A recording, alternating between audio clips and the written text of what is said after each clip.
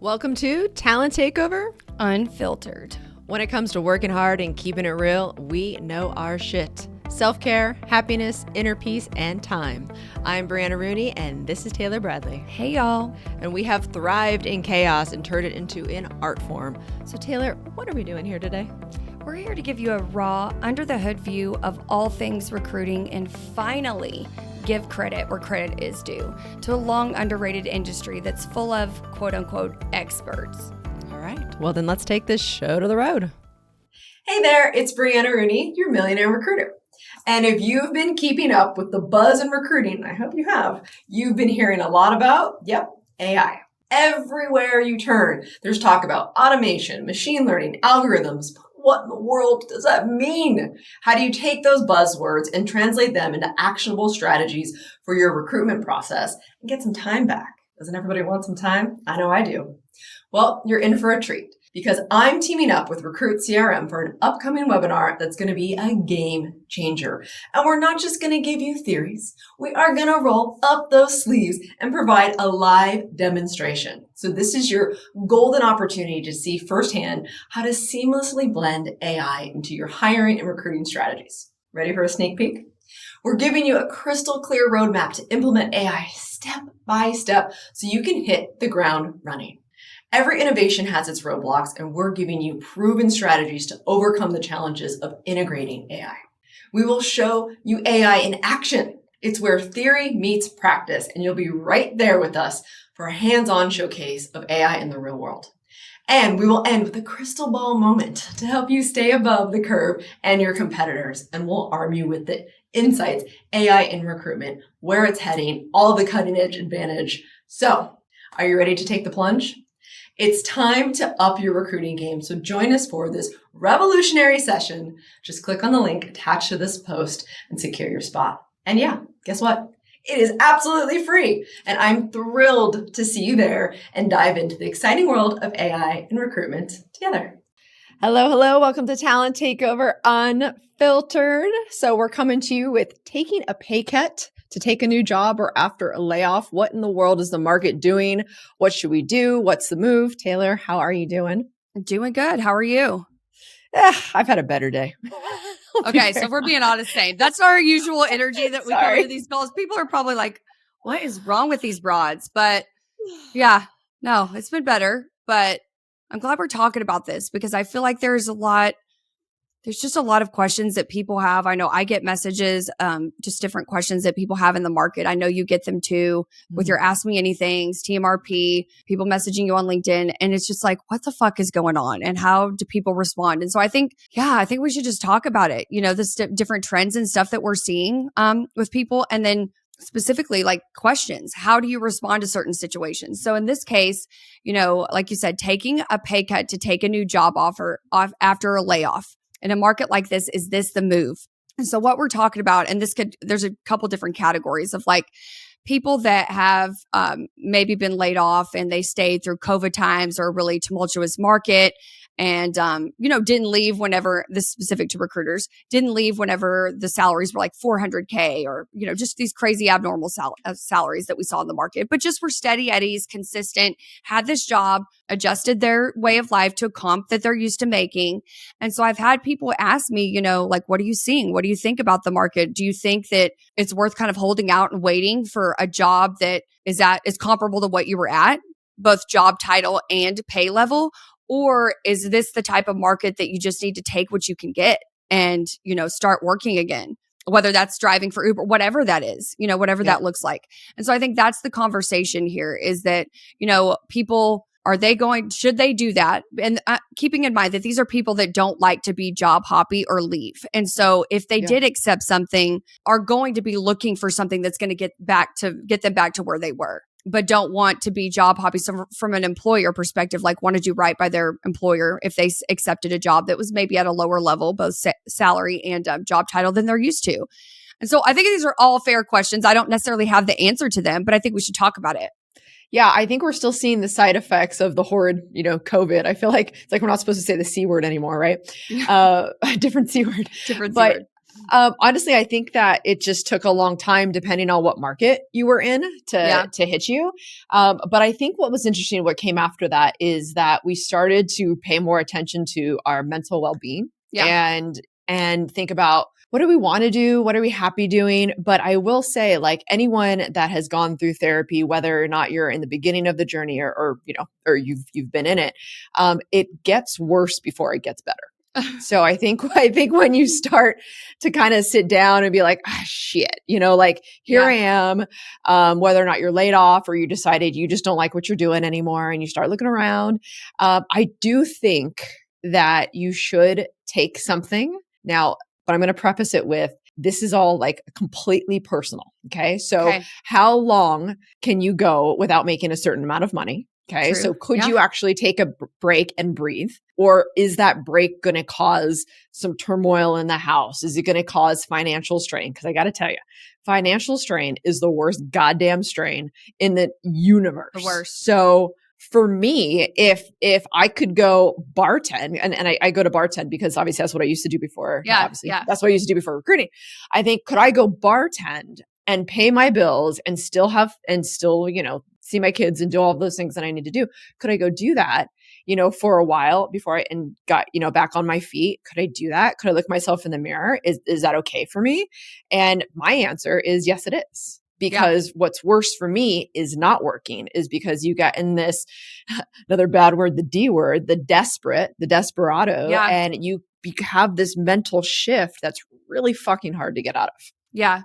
Well, and I think in this market too, the other caveat to factor into this is like, you can't possibly factor in or anticipate when you'll find another job again. And so like holding out for something better and better and better is what's really, like, I get nervous for people that do that, because I mean, what I'm hearing is that there, may not be a shift in this market in a positive direction to like 2025.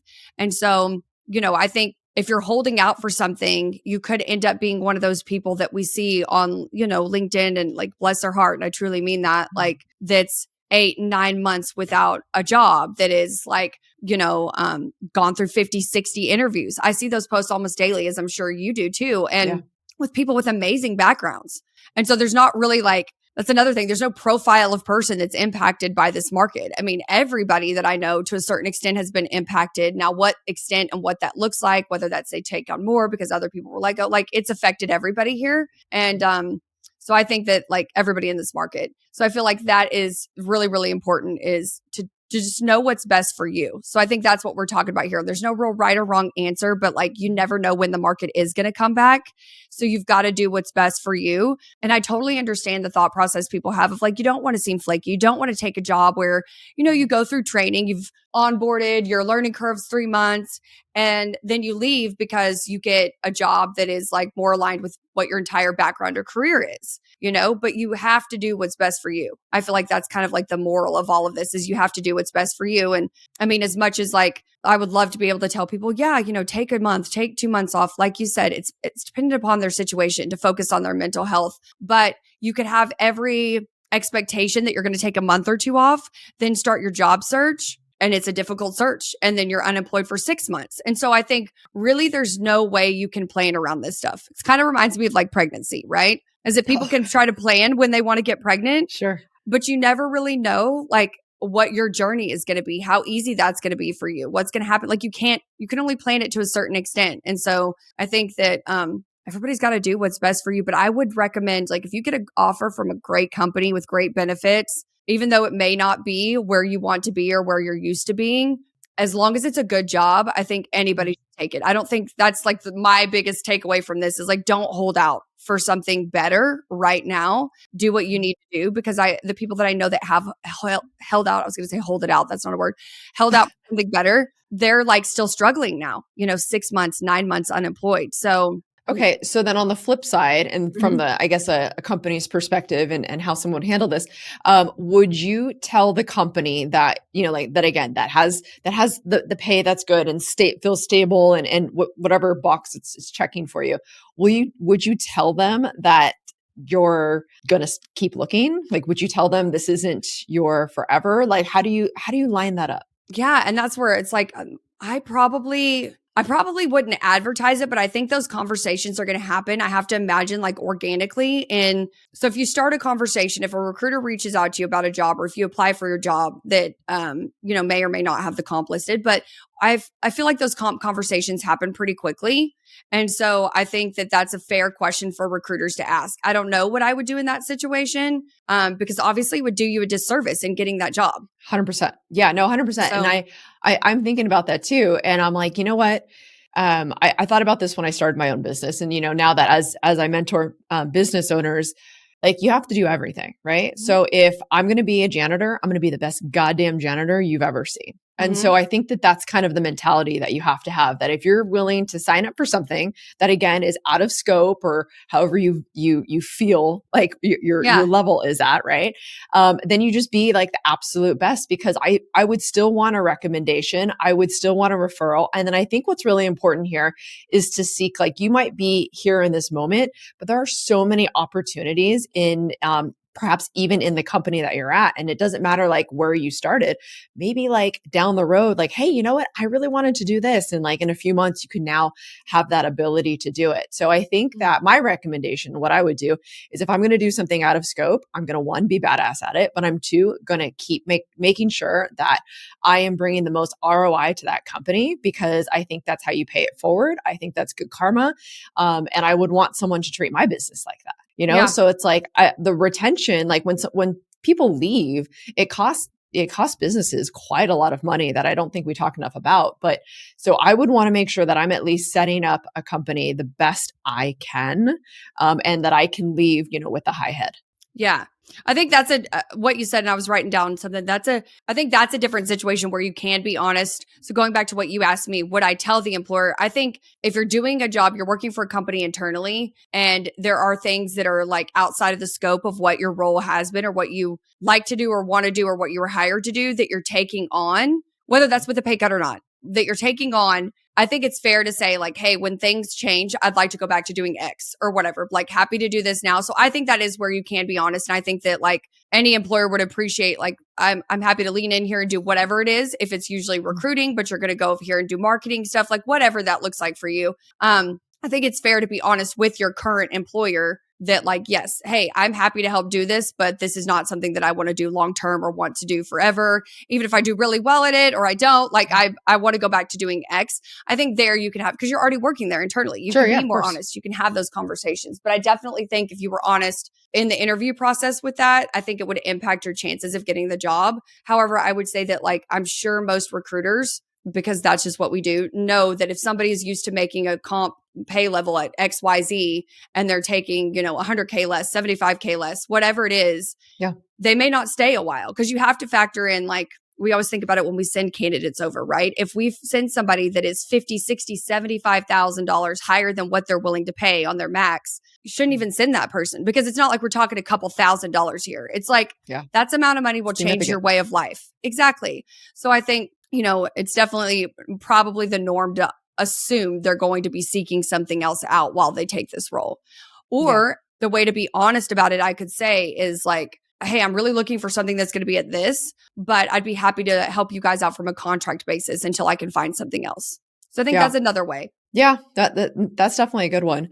But yeah, I mean, I agree with you. Like when we're interviewing, there's only so much honesty, unfortunately, that goes through there.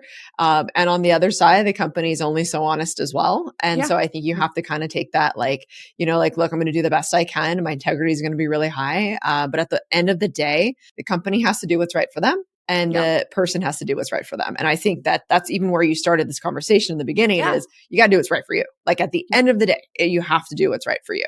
And does it feel shitty sometimes? I mean, think about the people that accept jobs and don't show up, or are there for like a month and you know what I mean? Because they were waiting for some offer somewhere else. Like, is it fucking shitty? Yeah. But guess what? It's like, you have to do what you have to do. And like, I know being a business owner for so long, I mean, I've had the hard conversations on the other side, right? I've had people come to me in turmoil and feeling really bad. And it's like, I can't get mad. Like can I be disappointed? Fuck yeah, I can be disappointed. Can I be bummed? Yes, absolutely. But at the end of the day, like they're human beings. And I will say, and I don't know if I've always been like this. Be very, very honest. I feel like once I had kids, I really Yeah. put life into a different perspective. I was like, oh, okay, you do you. Like it's always, oh, you do you. I think before I had kids, and I don't know if our listeners can relate, and anyone that does not have kids now, I would imagine has a different perspective. Yeah. But yeah, now it's like, hey, do what you need to do. Like do what pays the bills, do what keeps you happy. I think about, we go to Disneyland a lot. I'm like, I'm going to do what makes me go into Disneyland with my kids, Yeah. and that's what you have to do, because time is short. But I going back to the desperado of it, you just don't want to go there. Like I think of the strongest minds in the universe, right? Yeah. You just, when you are low, I mean, there are so many studies that show this. I have definitely been low in life, often. I feel like I've had a little bit of a roller coaster lately, but it's fucking hard to get back up. It is. So it's like you don't want to go there, and so you can't wait like the 6 and 9 months to find something. Yeah. Again, unless you have saved for it. But on the opposite side, do you really want to blow your savings looking for a job? I mean, probably not. Yeah. Wow. I mean, it's so relatable. And it's like one that's like, I feel like heavy on my heart to talk about because I know agree. so many people are talking about this and affected by this and are just like, what do I do? And have a lot of integrity as far as like, I don't want to just up and quit on an employer if I start a new job but it's not my job that I can see myself doing forever. You know what I mean? Mm-hmm. I don't know. I think you get to our age, old as shit is what I feel. Get out of here. Yeah. You're just like, you know what you want and you know what you don't, but you also have that. And I completely agree. It started after I had kids. You have that like also separate mentality that overdrives the others that is like, I'll do anything to take care of my family, like anything I have to do. And so I think but is that going to be the key to my happiness long term? Probably not. Yeah, no, you have to course correct, I think, rather quickly. And I think even on like the opposite side, I think about, lowering prices, for example. So, again, back to the people that were helping start their own agencies, they're like, do I just drop my prices? Do I just come in like half the price and just kind of like grab up all of that? Now, here's the thing. It's going to sound very like I'm contradicting myself, but I'm going to say no. I'm going to say do we drop it a little bit due to the market? Yes, that's a market correction. But to drop it all the way down to desperate level where now you're discounting your actual service, like significantly, even lower than market, I think that's a problem because that's going to set you up for a different mindset that, again, I think is really hard to come back at. So a little course correction drop, absolutely. But like dirt level, probably hard to come back from. True. But on the flip side of that, what if you just need a win? Yeah. That too. 100%. What if you're just like, I just need a W, whatever that looks like. Yeah. Well, see, then again, it goes back to the mindset of things. So yeah, like if you're just, there has been no wins and you're like, fuck, someone sign up for something, 100% you take that. But I don't think it should be, then that's your thought process moving forward. That's your threshold. That's your price. Yeah. That's not your price. That's just like, hey, right now I got to do this. I mean, I think about when I first started, Trulia, which everyone knows Trulia, right? Yeah, it's fucking massive. They were one of my very first clients. And I was used to getting paid at that time in the market. The market was really, really good. And so we were charging like 25 to 30% of the first year's salary. But, I just started on my own and it was Trulia. So it was a high, really cool brand. And they're like, well, you can do it for $5,000 a placement. And I was like, $5,000 a placement. Like that was so like dirt. I mean, it was like, that was insulting. Right. Yeah. But at the time of my career, not only was I like 24 years old, but also I had to prove myself. I had bills to pay. I had no, I was my own boss, like all those things. Right. So it's like, I had to do what I had to do. Right. And I took that and I made 3 placements, $15,000, fucking crazy. When, so it's somewhere else, it's like, that's like $90,000. So I left a significant amount on the table, but guess what? It was business and it snowballed for me because like you said, it gave me a W, it gave me the win. Yeah. Yeah. So I wasn't sending $5,000 off to every other company because, Trulia is only paying me $5,000. It was the exception to the rule, not the rule. Yeah. I think we're going into something different too, that like you got my wheels going over here of like how much of a mental and mind fuck this can be to like take what you feel is a step back, how hard that is for people to like take a step back even if it's just a moment, like taking a step back to work on roles when you've been making XYZ comp, exact scenario you just outlined. I think it's a really humbling experience for people. Yeah. And it's also really hard. Like, I don't want to downplay how hard that is for people to like feel like you're taking a step back in your career. If you're really passionate about your career, that's really, really hard. Like, if most of your defining moments come from your career versus anything else, to feel like you're taking a step back, I feel like can be really hard for people. So the mental journey, I feel like we should have a whole episode just on that like the mental journey and the highs and lows of what you need to do. And I mean, to everybody knows what's right, what's best for them. Each of us know, only we know. But I think there's something to be said for getting wins, but I think there's something else to be said for, maintaining a certain amount of integrity with as far as your pricing is going to go for certain people and certain things. Like, I could argue both sides of every single thing we're talking about. And it's just such a, like, that's what I'm saying. It's just such a hard, I almost don't even have the words because it's such a hard situation for people to be in. And we know so many people that are in this situation right now. So yeah. I think. I also think it's the industry too, right? For so sure. like I come in with the text lens when it comes to software engineering, right? These people are getting paid for a very long time. I mean, on a low 150, very low, right? And then it's more up to like 300, a year. And so I've recently had some staff level, which is the tippity top, right, of a individual contributor. And he's like, hey, I'm making 275. I'm like, you're great on paper.